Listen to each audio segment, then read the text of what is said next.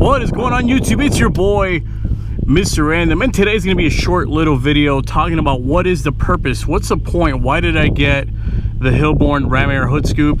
A lot of people have been asking me what's the purpose, does it serve anything, is there a reason for it, does it add horsepower, what's the point of it? First of all, man, do you guys like my this is actually on my property. It's a Coyote Jaw. I thought it was pretty cool. I mean, I found it, I had it in the Crown Vic. I was like, you know what, why not just put it in the mirror? It goes with the whole like Road Warrior, Mad Max kind of crazy ass theme. But the point of today's video, guys, is to talk about the Hilborn Ram Air hood scoop and what are the advantages to having one. And actually, I don't really think there is a disadvantage, but I'm going to cover all of that in today's video, so stay tuned.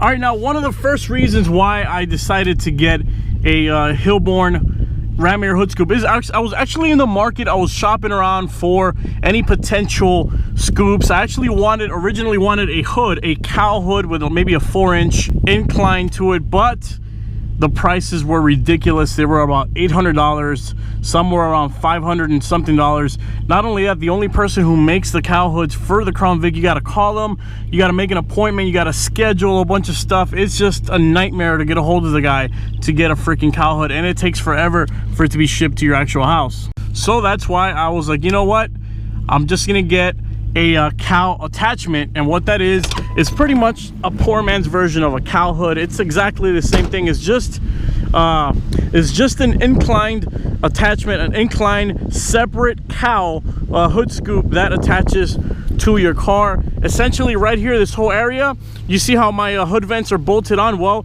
this would have been a big like 4-inch rise cow hood scoop. Now the reason I didn't get that is because, number one, what that does is, I mean, it does offer a little bit of induction of air into your engine, but it's like an incline ramp. So what happens is, as you're going forward, the air travels, and the theory of it, the purpose of it, is the air then comes back into your engine on top of your throttle body and on top of your intake manifold, which is essentially what this does. Now, originally this hood scoop was intended for a carbureted car.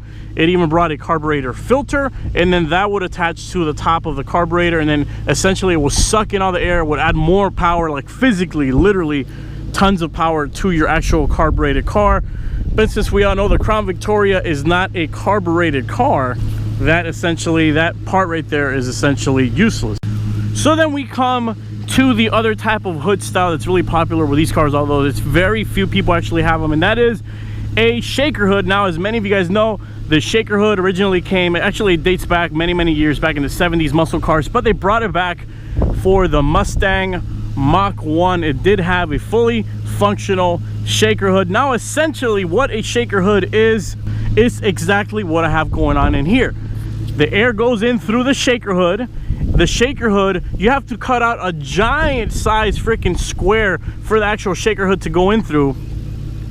Not to mention, it also comes with an attachment. If you want to attach that, you got to literally cut out this entire section as well. And the price for a shaker hood is around $700 to $500. Now, essentially what a shaker hood does, like I said, you cut a giant hole on your hood. It attaches on top directly over your throttle body, and then it has an intake attachment that connects to your original intake.